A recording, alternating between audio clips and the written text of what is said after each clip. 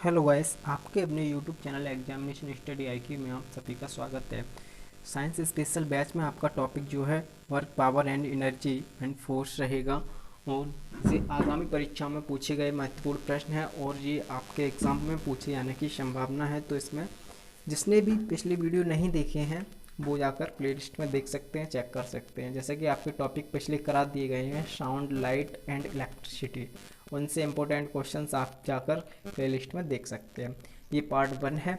और गैस, यदि वीडियो देखने के बाद आपको अच्छा लगे तो like, share, subscribe and comment box में कमेंट करना ना भूलें और अगला नोटिफिकेशन पाने के लिए बेल आइकन को प्रेस करें। चलिए गैस, चलते हैं क्वेश्चंस की ओर, आपका समझ आता ना लेते हुए। तो आज का पहला क्वेश्चन है, कोई वस्तु अधिकतम भारशील हो जाती है तो इसका करेक्ट आंसर हो जाएगा निर्वात में। तो D option is correct. Next question है अपना, न्यूटन प्रति किलोग्राम मात्रक है तो इसका करेक्ट आंसर हो जाएगा ए ऑप्शन इज करेक्ट, त्वरण। नेक्स्ट क्वेश्चन, यदि पृथ्वी की त्रिज्या 1% घटा दिया जाए तो जी पर क्या प्रभाव पड़ेगा? तो इसका करेक्ट आंसर लगाइएगा। इसका करेक्ट आंसर हो जाएगा आपका बढ़ेगा, तो बी ऑप्शन इज करेक्ट। अगला क्वेश्चन, एक अंतरिक्ष यात्री पृथ्वी तल की तुलना में चंद्र तल पर अधिक ऊंची छलांग लगा सकता है, क्योंकि इसका करेक्ट आंसर हो जाएगा सी ऑप्शन इज करेक्ट। अगला क्वेश्चन,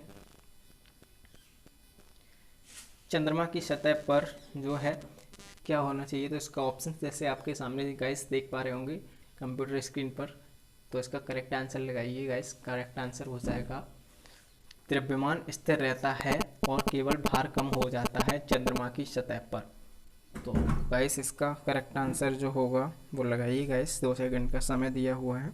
तो करेक्ट आंसर आपका जो हो जाएगा वो हो जाएगा बी ऑप्शन इज करेक्ट। बता दें गाइस, द्रव्यमान स्थान निरपेक्ष होता है, अर्थात द्रव्यमान सर्वत्र समान होता है। भार का मान गुरुत्वीय त्वरण पर निर्भर करता है। क्लियर? क्योंकि चंद्रमा पर गुरुत्वीय त्वरण पृथ्वी के गुरुत्वीय त्वरण का 1/6 होता है। क्या होता है? 1/6 भाग होता है चंद्रमा पर गुरुत्वीय त्वरण पृथ्वी के गुरुत्वीय त्वरण की अपेक्षा।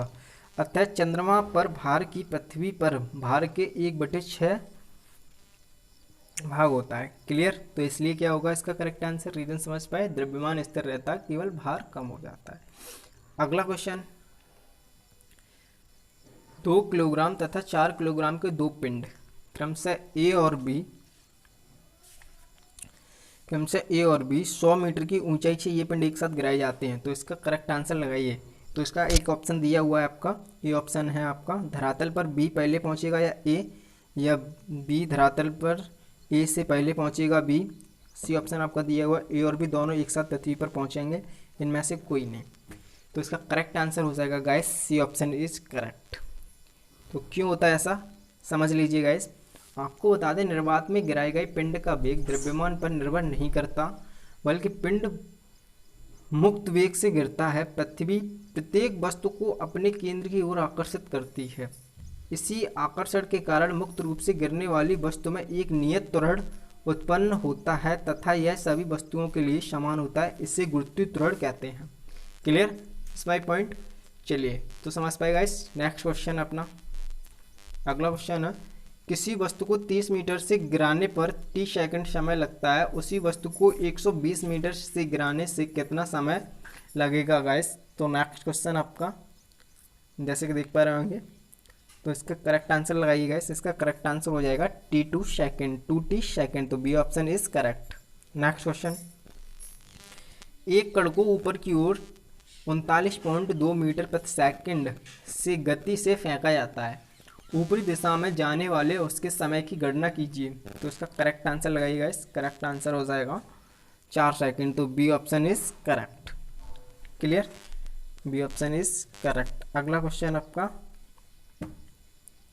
क्वेश्चन है आपका, अश्व यदि एकाएक चलना प्रारंभ कर दे तो अश्वारोही के गिरने की आशंका का कारण क्या होता है? तो इसमें ऑप्शन आपके सामने दिए हुए हैं, तो करेक्ट आंसर लगाइए। करेक्ट आंसर हो जाएगा इसमें विश्राम का जड़त्व। तो C option is correct. Clear? बता दें, यदि एकाएक चलना प्रारंभ कर दे अश्व, तो अश्वारोही के गिरने की आशंका का कारण विश्राम जड़त्व होता है, क्योंकि एक अचानक चलने के कारण अश्वारोही के शरीर के ऊपर का भाग जो स्वतंत्र होता है पीछे गिर सकता है, क्योंकि अश्वारोही के शरीर का ऊर्ध्व भाग विराम के जड़त्व के कारण ब्रह्म अवस्था में बना रहता है, जबकि जो ब्रह्म अवस्था में बना रहता है, इसलिए क्या होगा आपका सी ऑप्शन इज करेक्ट। अगला क्वेश्चन, यदि किसी गेंद को ऊर्ध्वाधर रूप से ऊपर फेंका जाए तो गुरुत्वीय त्वरण क्या होगा? तो करेक्ट आंसर लगाइएगा। इस करेक्ट आंसर हो जाएगा ए ऑप्शन इज करेक्ट, गेंद की गति की विपरीत दिशा में होगा, तो ए ऑप्शन इज करेक्ट। बता दें कि गुरुत्वीय त्वरण सदैव पृथ्वी के केंद्र की ओर लगने वाला बल होता है, इसलिए आपका गेंद की गति की विपरीत दिशा में होगा। चलिए अगला क्वेश्चन है आपका, कोई साइकिल सवार किसी मोड़ में घूमता है तो वह बाहर की ओर झुकता है, या बी ऑप्शन है आपका आगे की ओर झुकता है, सी ऑप्शन है भीतर की ओर झुकता है, या डी ऑप्शन है बिल्कुल नहीं झुकता। तो बता दें किसी मोड़ पर जब कोई साइकिल सवार साइकिल को मोड़ता है तो भीतर की ओर झुकता है। ऐसा क्यों होता है गाइस?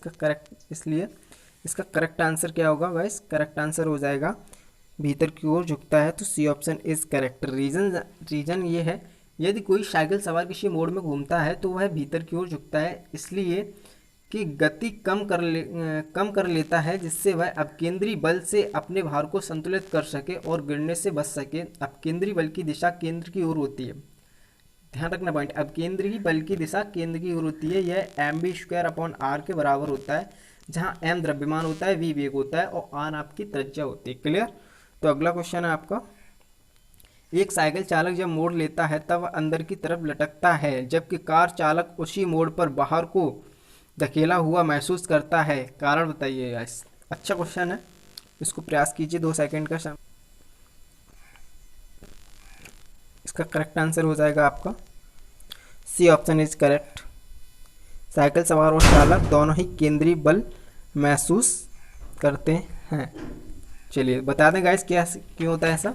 जब साइकिल सवार किसी मोड़ पर चलता है तो वह अश्व अभिकेंद्र बल जो उसे साइकिल के पहिए और सड़क के घर्षण से प्राप्त होता है को प्राप्त करने के लिए अपने मोड़ को वक्री मार्ग केंद्र की ओर झुका लेता है। जब कार चालक किसी मोड़ पर अपनी कार मोड़ता है तो जड़त्व के नियमानुसार उसके शरीर का निचला हिस्सा जो गाड़ी के संपर्क में रहता है मुड़ जाता है, लेकिन शरीर का ऊपरी हिस्सा सीधे चलना चाहता है। इसी कारण वह बाहर की ओर धकेला हुआ महसूस करता है, इसलिए सी ऑप्शन इज करेक्ट।